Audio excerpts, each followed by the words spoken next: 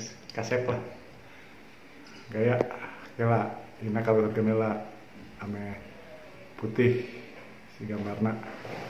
Nah guys, 1, 2, 3.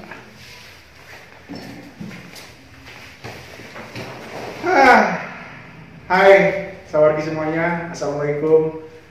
Assalamualaikum warahmatullahi wabarakatuh. Waalaikumsalam Welcome back to my channel, bukan Angki channel. Nah, semua kok Lagi Prakasa channel. Oke. Teman-teman sawargi semuanya, tema putih kali ini ada Steve Iman. Stephen Mulyawan. Stephen Mulyawan, teman-teman, si pembaca puisi di sela-sela acara. Pembaca puisi. Membaca kuis lain mana? Host kuis yang Host juga talent sama lah kita. Kita ini kan talent juga. Pekerja seni lah pokoknya. Benar. Pekerja seni. Gimana Ceng? Kabarnya Ceng? Alhamdulillah. Baik. Sampurasun. Begitu mana nih? Jangan begitu lah. Jadi tidak. Barang. Besar maksudnya. Aduh, berarti obrolan ini baru pertama kali ya. Kita baru kali ngobrol aja. Baru pertama, nggak pernah diajak, nggak pernah diundang. Kan sibuk dirinya. Amin. Iya, kan kebetulan karena dia lagi main ke rumah gue, ya udah diajak ngobrol aja. Ngebahas apa ya? Sengalirnya aja lah, karena di tembok putih itu. Apa sih tembok putih itu? Gue sendiri Tembok nggak tahu putih loh itu ini. sebenarnya pingin lebih ke share aja ke teman-teman tentang kehidupan. Ya intinya coba menampilkan sisi baik dari setiap orang ya. Dari hal baik di sini dari mulai hal terkecil. Contoh kayak misalkan cuma ngasih permen kan kecil ataupun cuma mindahin sampah ke tong sampah. Oh, iya. Hal-hal terkecil ya kayak Sudah berapa lama ini terkonsep? Kalau jadi saya. Maklum, terbawa suasana pekerjaan loh. Malah gua jadi ngulik dia. Nah, ayo bagianan. Oke, silakan bagi. Oke, ada lagi yang mau ditanya? Tidak cukup. Kemudian ini jadi sih kalau dengan Siap. Gimana? Seorang pekerja seni. Lu tadi bilang seorang pekerja seni, emang ya kerjaan kita sama lah ya di dunia entertainment. Iya. Menghadapi pandemi ini, lagi-lagi nih kita bahas permasalahan yang ada buat para pekerja seni saat ini. Gimana menurut Bung Steve menghadapi apa? Pandemi ini? Ya. Gimana? Apa banjir job tetap atau gimana? Ya sebenarnya sih nggak cuma pekerja seni ya, jadi apa namanya semua lini lah, gitu. Semua para pencari nafkah kalau kita bilang lah ya, kita sih kan mencari nafkah gitu ya. Semua para pencari nafkah pasti merasakan dampaknya dari musibah COVID-19 ini. Oke. Salah satunya? Salah satunya ada yang dinonaktifkan bekerja, ada yang unpaid leave. Unpaid leave itu maksudnya nggak dipecat tapi nggak dibayar gajinya. Ya ada juga yang dipecat PHK karena perusahaan bangkrut. Ya kalau kayak kita ini ya speed job jadinya.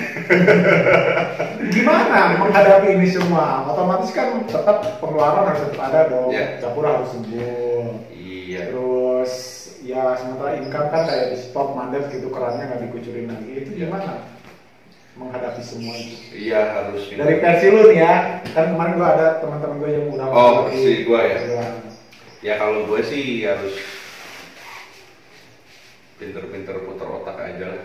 Dimana otaknya gitu-gitu maksudnya yang tadinya kita berada di zona nyaman kan, zona nyaman kerja, syuting udah gitu kan, ada lah pemasukan. Sekarang di lini ini kita nggak bisa, ya kita putar otak aja gitu. Ya bisa loncat kira di nggak apa-apa. Wajar lah. Karena beda soalnya takut kepotong gitu. Tapi ada emang benang tuh sih. Benang sih. Oh benang tanah aman. Dari mana tuh tadi tuh? Nggak lihat, ntar takut nggak kerekam juga. Oh, udah aman yuk. Terus sampai di mana tadi? Oke, tek dari putar otak. Nggak ada di edit cuma langsung dibablas. Oh. Okay. Ya jadi apa namanya, putar otak tuh dalam artian ya biasanya kita ada di zona nyaman, kerjaan udah tetap di situ gitu. Terus sekarang gara-gara pandemi ini kita jadi nggak ada kerjaan, ya putar otak itu ya pinter-pinter apalagi nih peluang yang lain gitu. Apakah bisa coba bisnis? Kalau gue ya mungkin ya usaha apa aja lah yang penting halal. Jadi misalnya tabungan yang ada kita coba usaha-usaha apa gitu, bareng temen, yang penting ada perputaran lah dari keuangannya. Udah di jalan selama ini. Alhamdulillah sudah sedikit-sedikit ya masih bisa lah untuk dapur ngebul aja. Ya, Untuk sesuap nasi pemirsa. Berarti total udah sekitar 3 bulan ya kita. Kayaknya sih hampir 3 bulan ya. 3 bulan. 3 bulan libur lah gitu. Karena bukan cuma libur gara-gara memang nggak ada callingan, tapi ada callingan juga kita takut lagi. Kontak fisik udah pasti nggak bisa dihindari. Sementara ini corona juga masih belum bisa ada vaksinnya, belum ada belum ada cara mengatasinya dari pihak pemerintah. Yang bisa kita lakukan ya hati-hati. Gimana kalau kita di calling syuting kita susah juga, agak takut juga nantinya kan. Dilematis jadinya ya. Jadi maka kan sekarang pemerintah juga udah mengeluarkan ada sedikit keringanan. Maksudnya PSBB tetap berlaku, cuma aktivitas tuh udah mulai dilakukan, tapi dengan tetap jaga jarak. Ya. Sementara kalau misalkan syuting ada adegan suami istri misalkan harus pelukan. Benar, makanya itu yang gue bilang dilema, kontak fisik nggak bisa dihindari, udah gitu kerumunan juga banyak. Mungkin di set cuma 1-2 orang, tapi di luarnya itu banyak banget kan. Iya. Cuma sementara ajaran pemerintah yang menghindari kerumunan juga, jangan jaga jarak. Ya mudah-mudahan pokoknya gue mah berdoa aja semoga ya musibah COVID ini bisa segera berakhir. Berarti belum bisa menerima callingan ya saat ini? Kalau misalnya di calling Steve, besok syuting ya? Tergantung budget. Dilema. Tergantung budget juga bisa. Ini gimana kalau nentuin sikap juga di sisi lain kita mengenai kesehatan, tapi di sisi lain juga kalau kata si Boy bilang sih kan kalau keluar kita mati, di rumah pun juga bisa mati karena perut kosong kan. Benar. Ya, seperti itu. Jadi ya intinya mah hati-hati aja lah. Hati-hati. Jaga-jaga diri masing-masing aja. Bagi yang buat orang yang memang punya keperluan harus bekerja ya silahkan aja, tetap hati-hati, jaga kesehatan, jaga jarak dan berdoa pastinya. Iya, intinya kuat imunitas betul. Ya betul. Terus rajin olahraga, makan makanan yang sehat, multivitamin, istirahat yang cukup, itu aja sih. Betul. Karena kan ada tradisi bilang bahwa itu nggak segampang apa ya, pasti akan tetap ada si virus ini, cuma tinggal seleksi alam aja. Oh iya, gue juga pernah pernah baca gitu bahwa ya virus ini kita tuh udah harus siap berdampingan dengan virus ini gitu. Kayak misalnya mungkin zaman belum atau orang tahu flu, tiba-tiba ada penyakit flu misalnya gitu ya, akan selalu ada kayaknya virus ini, cuman kita harus siap aja mulai dari sekarang nih ya, kita akan berdampingan dengan virus ini. Yang kita tunggu adalah ya mudah-mudahan cepat dapat vaksinnya gitu. Terus kalau ada vaksin lu mau divaksin? Hah? Kalau ada vaksinnya lu mau divaksin? Ya kalau ada vaksin ya vaksin. Yang gosip-gosip ditanamin chip ke tubuh. Oh kalau itu nggak tahu ya. Gue nggak bisa berasumsi karena untuk hal-hal yang di luar ranah gua atau gua nggak tahu ya, kamu berasumsi lah. Biar Kita mah positive thinking aja. Kalau emang ada vaksinnya alhamdulillah, kalau belum ya kita berikhtiar terus aja. Ya pasti ya dampak positifnya sih kita jadi lebih was-was untuk tetap bersih-bersih. Benar, maksudnya selain daripada ikhtiar, kita dapat hikmahnya loh dari musibah ini. Maksudnya orang-orang jadi lebih aware untuk cuci tangan, ya kan, lebih aware untuk kemana-mana pakai masker, ya kan, nggak sembarangan jabat tangan sama orang gitu. Kalaupun dia harus berjabat tangan cepet-cepet pakai sanitizer atau pakai cuci Dulu tangan. kan ketemu teman-teman tuh teman Aduh, udahlah itu mah. Makanya kita diajarkan untuk lebih hygiene. Ukti, assalamualaikum, paling gitu ya. Benar sekali loh. Hikmah dari Allah Subhanahu Wa Taala loh. Iya, lebih hati-hati lagi. Ya terutama buat gue yang belum menikah ya. Maksudnya untuk PDKT ke perempuan ini sekarang nggak sembarangan. Betul. Iya, untuk ketemuan pun jadi tar dulu deh kalau ini udah berakhir ya gimana, kan kita lagi PDKT nih, atau kita ada pertemuan terus nih. Betul. Saling mendekati, ini ke pertemuan juga nggak bisa. Coba tolong digaris bawahi siapa yang tiba-tiba Siap. Ya silakan. Ya tapi emang bener sih, maksudnya walaupun menjalani betul bahwa hal ini tuh ada dampak negatif dan positif. Ya negatifnya tidak semua apa yang kita harapkan itu berjalan dengan sesuai kenyataan, terutama di pekerjaan. Iya. dampak positifnya ya jadi rajin bersih-bersih, jadi lebih hubungan dengan perempuan yang bukan muhrim bisa lebih terjaga lagi. Betul. Seperti itu. Ya walaupun sebenarnya Nggak ada COVID tidak pun, karena harus COVID tetap- pun ya kita harus tetap jaga, terutama yang muslim ya. Iya, terutama Seperti yang itu. muslim gitu kan. Jangan sembarangan bersentuhan dengan yang bukan makrom. Makrom. Oke, perjalanan karir nih, flashback ke belakang nih, cek. Mana ya? Terjun ke dunia internet tuh, kenapa memutuskan di dunia ini? Kesannya kayak udah siapa gitu. Ya enggak lah. Saya bukan siapa-siapa gitu. Iya tahu bukan Kerja siapa-siapa. seni biasa aja lah gitu. Kenapa memutuskan di pekerja seni? Kenapa nggak kantoran? Kenapa Oh, nggak swasta? ya. Ya, cuma gimana ya? Sebenarnya sih karena ngalir aja sih dulu. ngalir itu kan. Ngalir aja gitu, nggak pernah disangka-sangka gitu. Sebetulnya apa namanya? Ya karakter orang masing-masing beda ya. Jadi ada yang orang bener-bener mau sukses mau enggak, pokoknya gue di sini aja, gue harus ini, ambisinya tuh kuat banget gitu ya. Kalau gue tuh dari dulu memang orangnya ya let it flow aja lah gitu. Ngalir aja, kalau peluang ini memang rezeki gue ya gue jalanin, kalau enggak ya udah gimana gitu. Termasuk di perpindahan dari apa namanya, dari kerja, sebenarnya gue tuh perhotelan.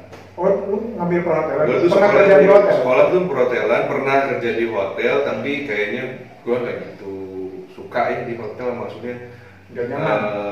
ya kayak kerja. Gak nyaman kerjanya di hotel, tapi nyaman masuk hotelnya gitu?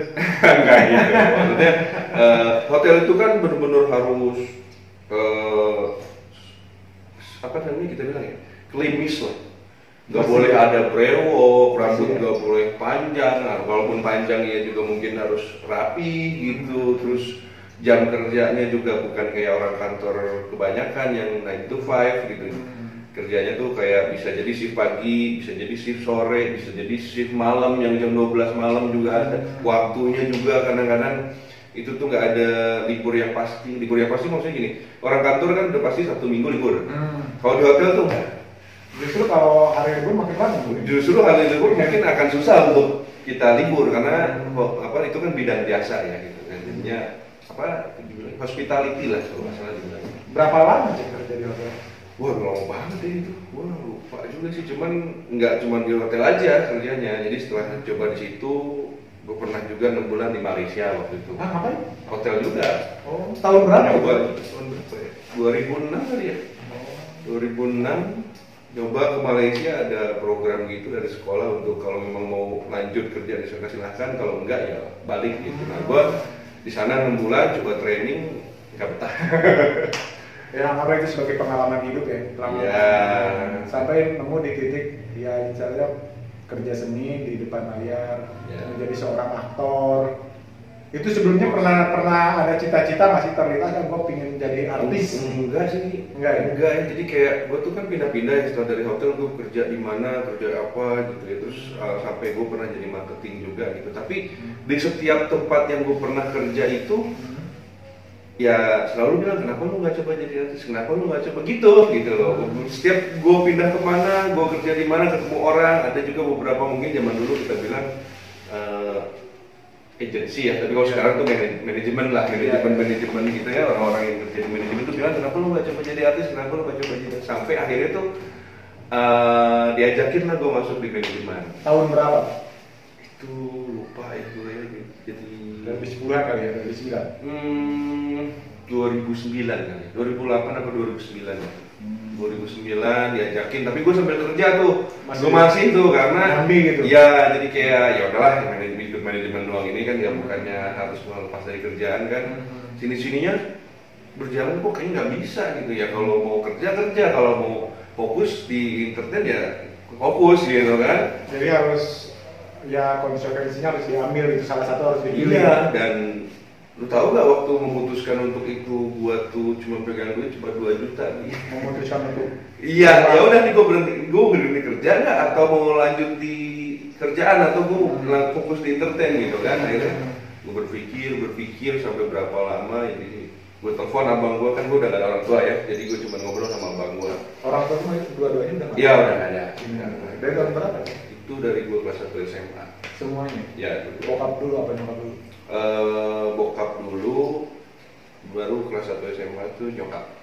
Sorry, bokap tuh ada keturunan Cina ya? Iya. Sebenarnya sorry bukan udah nggak ada dua-duanya. Ya gue sih nggak tahu. Cuman kalau dulu bokap tuh sama nyokap waktu gue bayi udah pisah. Dan gue nggak pernah ketemu sampai sekarang gitu. Jadi ya seperti sudah tidak ada. Cuman mungkin kalau misalnya meninggal sih nggak tahu gue ya. Sama sekali? Nggak tahu gue. Ini bokap? Enggak. Wah, serius cek. Kemana? Ini membahas kali, Gimana maksudnya bro? Ya, sosok seorang ayah tuh nggak ada. Jadi gini, gua tuh 4 bersaudara. Gua anak ketiga. Nah, gua sama abang gua itu beda bokap. Oke. Gua sama adik gua yang paling kecil beda bokap. Bentar, lu anak keberapa? Anak ketiga. Sama kakak yang kedua lu beda bokap. Sama yang kedua juga beda bokap? Enggak, abang gua yang pertama sama kedua sama bokapnya. Sama bokapnya, oke. Yang kedua beda. Oh, lu jadi nyokap gua, ya itu kan meninggal. Oke. Nah, terus nyokap gua nikah sama bokap gua. Tapi bokap lu juga ninggalin nyokap lu ketika lu masih bayi. Dibilang ninggalin juga enggak sih. Jadi kayak biasa rumah tangga kan gua waktu kecil gua juga nggak tahu ya dan nggak ada yang ngasih tahu juga. Ada hal yang membuat nyokap gua tuh kayaknya marah banget sama bokap gua gitu. Kalau dengar dari keluarga yang masih tahu sedikit-sedikit ceritanya gitu kan. Jadi kayaknya nyokap gue tuh marah banget sama bokap gue dan ya udah gitu pisah dan nggak mau ketemu lagi, termasuk gue jadinya nggak ketemu juga gitu. Dari kecil banget. Dari kecil nyokap gue nggak ngasih tahu bahwa nggak ada. Zaman dulu kan nggak ada foto gitu. Ya kali handphone aja kayak ada sih, cuman kan nggak kayak sekarang gitu. Handphone tuh semua bisa foto dengan digital kamera. Apa dulu kan kayaknya agak susah ya gitu. Sampai nyokap sampai meninggal. Sampai meninggal pun gue tuh taunya SMP kali ya, bahwa bokap yang sama nyokap gua itu terakhir itu bahwa itu bukan bokap asli gitu. Jadi itu tuh bokapnya adik gua gitu loh. Bokap tiri lah. Bokap tiri bukan angkat. Jadi itu lu dikasih tahu ketika SMP. Di SMP ya kalau salahnya. Berarti SMP. Enggak dewasa berarti. Ya udah sadar. Ya, gimana perasaannya? Biasa aja sih. Kaget.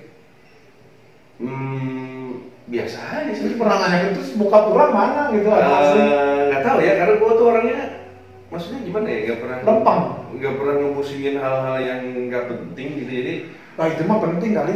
Nggak, maksudnya gini loh, nggak penting dalam arti gini, buat apa lo kaget yang shocknya itu buat apa gitu. Toh juga memang dari kecil gue juga nggak pernah kenal gitu, dan bokap juga nggak pernah ketemu sama gua gitu. Jadi ya biasa aja sih.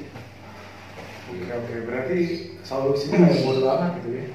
Nggak bodo amat juga, gue juga tetap berdoa gitu bahwa kalau memang bokap masih ada, ya mudah-mudahan sehat, terus gue masih Allah bisa kasih jalan sama gue untuk bisa ketemu bokap. Tapi kalau memang sudah nggak ada, ya tetap gue doain supaya biar gimana itu kan bokap ya, mudah-mudahan minimal gue bisa tahu di mana makamnya supaya gue bisa ya minimal seandainya bokap masih hidup nih terus menonton video ini gimana tuh tiba-tiba dia ada nge-DM ke gue, bro itu stick gini-gini kalau kayaknya anak gue terus ini mau ada di mana bro, gimana sih mana ya senang tuh pasti ya. Oh ya, satu lagi dulu kenapa gue biasa aja, karena kan gue kalau dari sisi keagamaan, ya gue belajar ngaji dari kecil, tapi kan nggak sedalam sekarang kayak gue mendalami banget gitu kan. Kalau dulu tuh yang udahlah gitu biasa ya. Ternyata setelah gue belajar, sudah makin dewasa dan gue belajar keagamaan gitu ya, makin gue berdalam lagi. Sholat tuh nggak cuma sholat, tapi kita cari tahu lagi gimana maknanya apa. Ya nasab itu penting kan. Gitu. Biar gimana tuh nasab gue adalah dari bokap gue, bukan dari jalur nyokap gitu. Dan memang nggak ada yang namanya mantan bokap gitu. Nggak ada yang namanya mantan, semuanya ya sekali gue menjadi anaknya siapa ya seumur hidup ya itu bokap lo gitu, mau segimana pun juga itu bokap lo gitu ya. Kita wajib untuk berbakti kan ya, makanya dari itu sekarang udah makin dewasa ya, harapan gue sih kalau masih ada mudah-mudahan bisa ketemu supaya kita bisa berbakti lah sama orang tua kan. Nyokap udah nggak ada ya, bokap yang sekarang ganti. Nyokap sampai meninggal, tapi lu nyaksiin nyokap meninggal, maksudnya ada di samping? Wah ini seru juga nih. Ini bisa di sesi yang berbeda, Gak apa-apa. Gimana? Iya. Meninggal. Gue tuh SMA di Jakarta. Jadi dulu gue pindah-pindah gitu karena bokap sama nyokap pernah di Batam juga gue setahun gitu di Jakarta gitu. Jadi karena kerjaan dulu bokap tuh pindah-pindah gitu ya, jadi gue ngikut. Bokap tiri di Jakarta pernah sampai gue kelas 3 SD, terus pindah ke Batam setahun sampai kelas 4, terus pindah lagi ke Sukabumi, kampung nyokap gue kan. Itu sampai gue SMP. Nah di situ nyokap udah mulai drop sakit kan, terus kanker kan, sakit kanker. Nah gue sebagai laki-laki di keluarga, yang cewek itu cuma adik gue satu. Tapi semua anak-anaknya nyokap tuh emang udah biasa mandiri. Jadi SMA udah kerja sambil sekolah. Nah gue mau begitu juga gitu. Jadi ketika gue SMP itu sebelum nyokap meninggal, gue bilang gue mau ke Jakarta gitu, abang gue bisa sekolah sambil kerja itu. Nah, pindahlah gue ke Jakarta. Kebetulan ada SMP ke SMA tuh gue pindah ke Jakarta, ikut abang gue yang udah kuliah sambil kerja juga. Dan gue karena nyokap gue nggak tega ya namanya orang tua takut lah ya gimana kan. Jangan nama abang lah, ikut sama gue, ada gue. Jadi gue di Jakarta, gue ikut tinggal di situ. Kebetulan punya toko juga di Barito dulu, toko ikan hias. Pulang sekolah gue di situ bantuin gue gitu. Jadi ya siklusnya itu. Terus pas menjelang nyokap meninggal, dulu kan gak ada HP ya, bukan gak ada HP, tapi untuk seumuran di masa itu tuh kayaknya nggak semua banget itu. Ya udah lumayan banyak beberapa temen gue pakai HP biasa gitu. Tapi buat gue pribadi waktu itu kayaknya belum terlalu perlu gitu. Jadi gue nggak juga pakai HP gitu kan. Nah biasanya gue pulang sekolah tuh langsung ke tempat gue kan. Nah hari itu tuh gue sorry. Hari waktu nyokap gue mau drop itu, abang gue jemput ke sekolah loh. Ada apa nih tumben jemput gue? Nah ini yuk kita ke sekolah bareng, nyokap lagi sakit parah. Oh ya udah, gue pulang kan, bareng abang gue. Sampai di sana sehat, maksudnya tuh nggak sedrop yang diobrolin sama keluarga gue yang di Sukabumi gitu. Maksudnya kayaknya mama udah sehat nih gitu kan, udah segeran lah menurut gue gitu kan, walaupun belum bisa bangun, tapi emang kan dia udah tiduran aja biasanya kan. Kayaknya udah bisa bercanda nih, ya udah kita balik lagi ke Jakarta. Kita pamit sama nyokap gue, abang gue juga gitu kan, balik ke Jakarta. Besokannya gue kan nggak menyangka ya kalau bakal ada yang kayak begitu ya, umur kan nggak pernah ada yang tahu gitu kan. Gue main ke tempat temen gue gitu. Jadi gue nggak langsung pulang, gue nggak langsung ke tempat tokonya gue main. Pulang itu sekitar jam 3-an baru ke tempat gue. Ternyata toko gue tuh tutup. Gue bingung kok toko tutup, gak pernah tutup jam segini. Yang sebelah tuh bilang, tetangganya gue bilang, kok lu masih di sini? Emang kenapa? Loh nyokap lu kan meninggal, makanya pada pulang tuh. Oh, gue masih pakai seragam, gue masih bawa buku sekolah, gue nggak ganti baju kan, gue langsung pulang naik bis tuh. Gimana perasaannya? Iya awalnya gue gak biasa aja, karena gue kan dari sebelum gue pindah ke Jakarta gue udah tahu nyokap gue sakit. Jadi menurut gue sih ya sudahlah, mungkin emang udah waktunya ya, umur juga kan, kita nggak boleh terlalu menyesali banget gitu, karena itu kan udah takdir Allah kan. Dia sedih pasti, cuman pas di perjalanan gue menuju Sukabumi itu ya gue udah ikhlas, karena gue udah tahu nyokap gue sakit udah lama gitu kan. Cuman yang tidak tertahan itu ketika gue nyampe, gue lihat di gang itu ada bendera kuning ya, masih kuat tuh gue masih ya udah ini udah takdir gitu ya, udah insya Allah ikhlas gitu kan. Pas nyampe duduk udah banyak orang depan rumah gue. Lupa gue siapa yang bilang ya, pokoknya ada yang lupa gue, mama udah dikubur. Oh itu gue nangis nggak bisa berhenti. Itu gue nangis deh.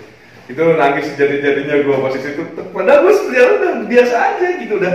Ya udah insya Allah kuat lah insya Allah. Dan kalau dipikir nyokap masih belum dikubur. Oh enggak, gue udah tahu pasti karena gue kan terlambat datangnya kan, nggak mungkin nunggu. Malam lo pasti datang. Enggak jam 5:30 lah, apa jam 5 5:30 itu masih sore.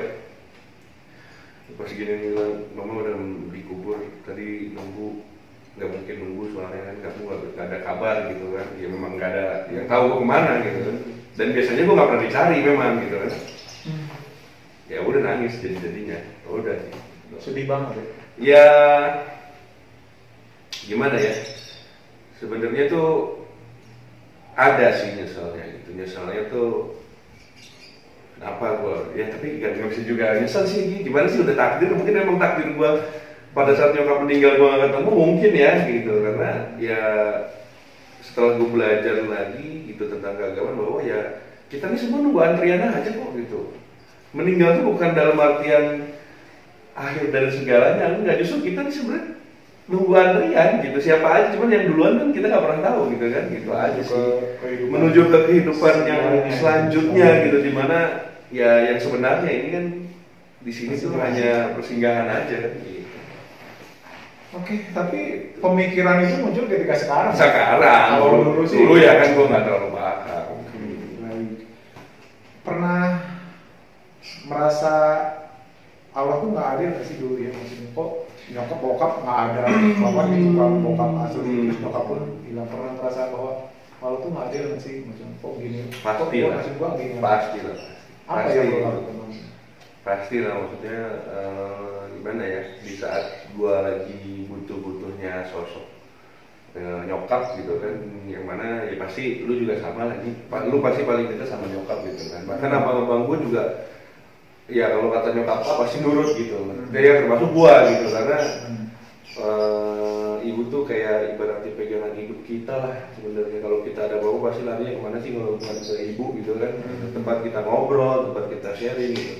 Dan di saat itu tuh ada fase dimana gue drop banget gitu, nggak tahu gue harus ngobrol sama siapa gitu, kayak gitu aja sih yang kadang bikin gue sedih gitu. Kangen ya sosok yang biasa dengar keluh kesah. Iya gitu, misalnya kayak ada yang minimal gak ada solusi, pasti orang tua ngedoain lah, karena doa orang tua kan pasti mustajab ya insya Allah gitu kan. Udah hilang tuh. Dan itu bisa jadi salah satu membentuk karakter lo yang sampai saat ini ya, yang kuat dalam, ya setahu gue kan lo tuh orangnya ya gini, jadi maksudnya ya kuat aja, maksudnya apapun permasalahan kayak dianggap remeh aja ya ngalir gitu kan. Enggak juga kayak tawakal Allah gitu, ya udahlah ada Allah ini gitu. Walaupun goyang-goyang dikit ya mungkin manusiawi lah. Kalau dibilang membentuk karakter, gue lebih condong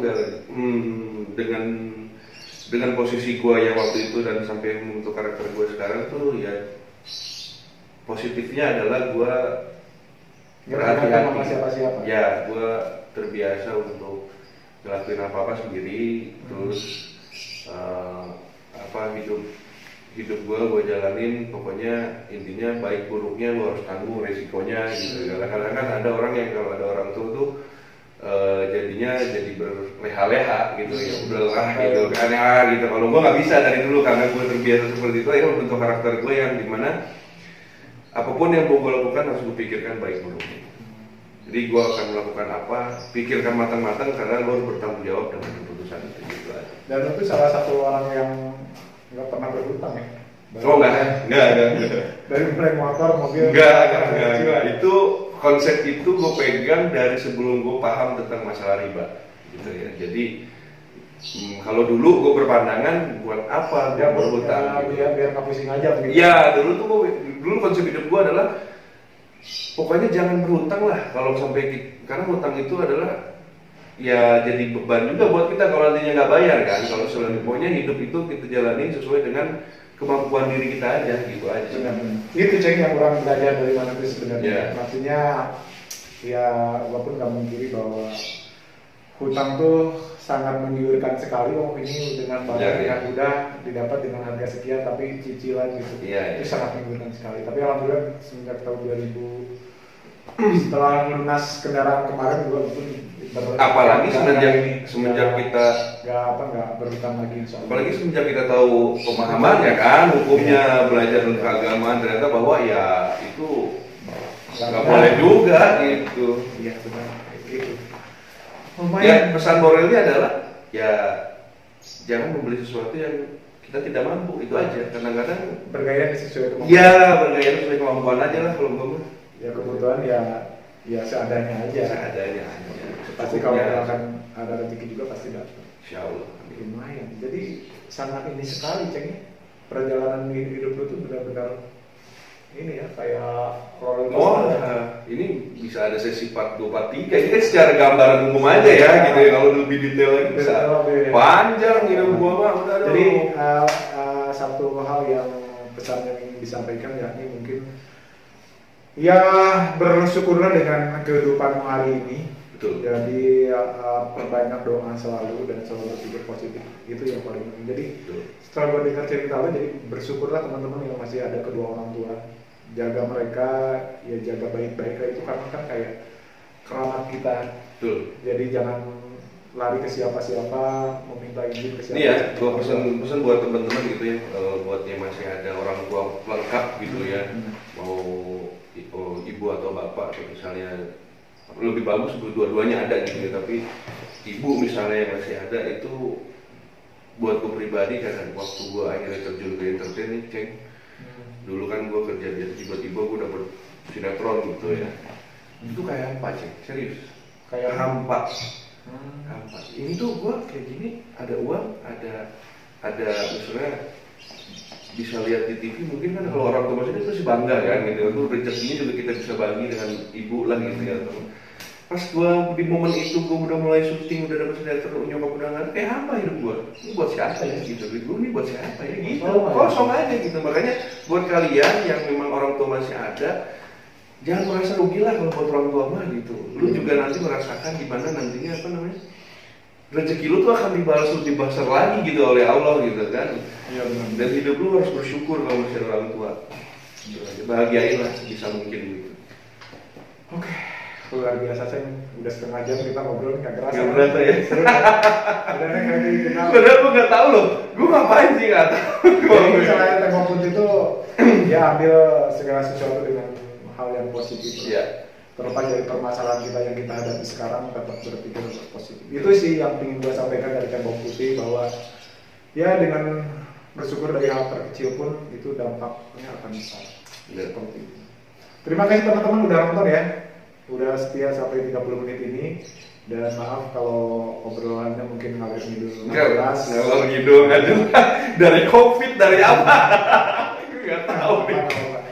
Karena memang konsepnya dibikin kayak gitu. Iya. Oke Ceng, thank you. Siap, sama-sama. Ntar kita ngobrol lagi di tempat yang berbeda lah. Siap.